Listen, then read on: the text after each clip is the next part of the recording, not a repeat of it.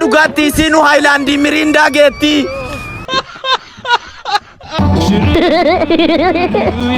Dubartuma araada taphatu tana bakka xirqamalle. Torbatamii tokko soddomii zedhan. Ashama akkam jirtan kabajamtootaa fi daawwattoonni KTV ku YouTube chaanaalii Bilillee TVdha. Yeroo dheeraa wada gara YouTubetti hinoo akkuma argitanitti deebineerra. Welcome back. So yeroo dheeraa inta gara waggaa takkaatti YouTube dhiiseetiin ture. Sababii barnootaati. So ammaan tana immoo gara YouTube dalaguutti deebi'eera akkuma argitan University keessa jira. So kana booda studioon teenya tana taati jechuudha. Akkuma beekamu chaanaalii kanarratti video reaction dalagaa ture. Ammas video reaction isiniif dalaguuf nan yaala. Akkasumas videoowwan bloogii yoo danda'ame kanan isiniif dalagu ta'a. Warroon YouTube chaanaalii kanaaf haaree taatan ani maqaan kiyya Magarsaan Jaamaa baga nagaan dhuftan isiniin jecha YouTube chaanaalii kana subscribe gochuun dagatina. Hundi keessan immoo video kana like gochuun dagatina. Hello. Meete sabira jirta waan jinni fossoo eelee takkinnaaf argatta. Mirindaa dhugaatii siinuu haayilaandii miriindaa geetti. Abbo mata jiru ko maani Waa isinini miti bilbila asofsi kabajamoo no bilbila asofsiisa. Jezo maani Waan akka namarraacha dinkiyyee lamaan takkiini. Video TikTok daaf jaanii akka xarrabsamuun sirriidha guys. Mee maal yaaddan? Yaada keessan comment irra kaa'aa.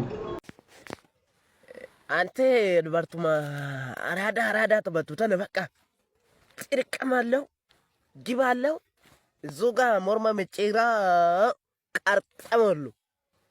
Brazil kana dubartoonni itti roodisan natti fakkaata. Fuula kan kee kanaatu ulfaata natti fakkaata. Kanaaf sideessani. Eessa nama beekti kan beektu nama beeku malee. Eessa nama beekti. Gurba. Nama tokko nama asitiim. Namni tokko nama beektu eenyummaa namaa sin beektu caljettee dubbii duwwaa asitti gingilchuu duwwaadha nama beektu. Itilaa caandoo jedhamu beektaati. Kan beeku sin beektan. Abbaa kee sin beeku. Itilaa caandoo jechuun goota caaludha. Goota caalu kilaashii sana siin qabata kilaashii kudhan siin qabata. Goodaan nama shan lafa laqee deema. Tole. Itilaa caandoo jechuun namni kudhan hin quubsitu muu godhee nyaata lafa naqee biraa deema. Itilaa caandoo jechuun. Itilaa caandoo jechuun hinduma waaktarii biyya alaa ta'e kan beeku dubbatu. Hin caalti. In caala itilaa caandoo jechuun. Abbaan keessatti himnee maatiin keessatti himnee isa tuna aarsa waa'ee itilaa caandoo. Sitti himnee? Itilaa caandoo jechuun anuma. Akkanumatti nama maxabbashaa godheere. Lakkii adumaan jira. Kan beeku nama hubatu gurbaa guddaan nama dhaga'uu baatu ijoolleetti illee himna ka waa'ee keenya. Videoon kun wanta tokko nama hubachiise yeroo ammaa kanatti namni nama dhaga'u of malee nama dhaga'uu dhiisee jira. So kanaaf innis daa'imatti mataa jira. Daa'ima qofa kan nama dhaga'u jeeti. Garuu daa'imni ammaatu akkuma argitan mucaa wanta deebiseef argitanii jirtanii. Daa'imni nu nama dhaga'uu dhiisee jira bro.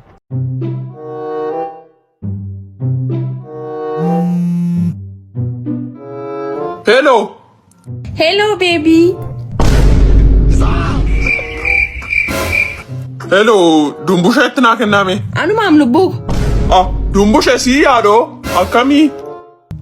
Haadhoo intala maal kan ammayyuu nisneeti. Maaliifi? Qaroomu qabda kaatis as finfinneedha akkoo beebii koo immaa koo abbaa koo hin jedhu. Maallaqa sharenaani dumbushe. Kana baruu qabda kaatis gaaddisaa beebii koo. Beebii maduwaasiya. Isa kana immoo qaroomina maaltu siin jedhe egaa? Ati dumbushe erga finfinnee kana deemtee akkuma tokko si gochaan jiru. Akkamimmoo? Takka turteen naan immoo biyyuma kana iyyuu hin beeku jettaa. Uff gaaddisaa. Meetumti galimee gaafumati galtaa haasofna. Tole beebii koo. Jedhi mee taa'u dumbushe. Inta balaa shofte boo dumbusheenis.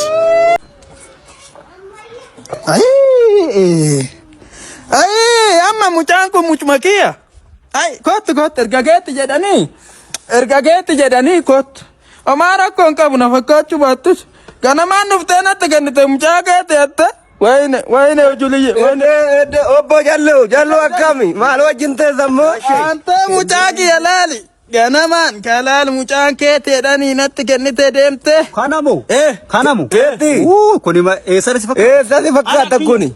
Uffata kiyya kana fakkaata. Iti atta Attarisi dubbii akkanaatis ilaali ganamaan dhufanii mucaan kun mucaa keetii guddifadhadhanii natti kennani yana geeta kot. Ani kun jarbaati bakkaata malee kun. Achanu dubbiin taane dubbatiin mucaan adaganyaadha. Dubbisa horaacho. si shawaduu fi kanamma. Unang yantar. Unang yantar. Ma jechuudha. Eeta abbaatu mucaan Araate adaganyaadha. mucaani kot kot. Bishaati kan garuu sila wanta isaan haasa'aa jiran dhagee viidiyoo kana waraabamu dhugaa dhiiseeti keessaa fiigamanii. Kuni uffata afaan wallaggaadha. Wallaggaa libsiidha bitadha. Okay. Leedaa si agarsiisa. Laala kuni uffata afaan abbaa gadaa. What are you saying? What is he saying? Baay'ee bareeda. Bitadha. Uummata qas. Bitadha dabbasadha. Okay. Ana adraashaa chaarjaaroo la'amuudii. Okay. Chaarjaaroo la'amuudii egaa. Chaarjaaroo la'amuudii egaa. Suuqal maxuwaa giraawundi fooriidha ana jira. Walla. Okay. Lakkoofsa ana duwwa shan. Wi. 24. 71. 37.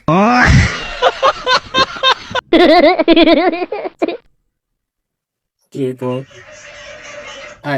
Oguta kamiin mee oguta ko wanta biraa akka jiru dhiibnee jechuun akka haamilee ni barbaachisa dhugaa viidiyoo kana.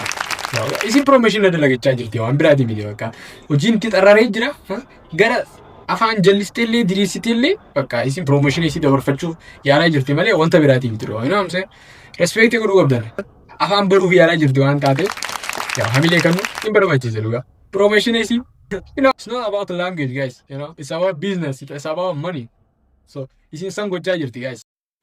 Gurbaa karrayyichaa warra faltaallee baasoo dullachaa sanatti jaallee ansi namdadhaa shakkeetti ilma baagadaa sanyuma kooti. So guys, videoon keenya har'aan tanaaf qabannee dhufne kana fakkaataa akkatti videoon So guys, videoon har'aaf qabannee dhufe kana fakkaataa akkatti bohaartan, akkatti bashannantan, akkatti barattan abdiin qabaa. So hundi keessan immoo video kana like gochuun dagatinaa. Warroonni subscribe godhaa. Warroonni hanga ammaa video kana ilaaltan galatoomaa isiniin jechaa hamma video itti aanu wal arginu nagaan naa turan dhaamsa kiyya.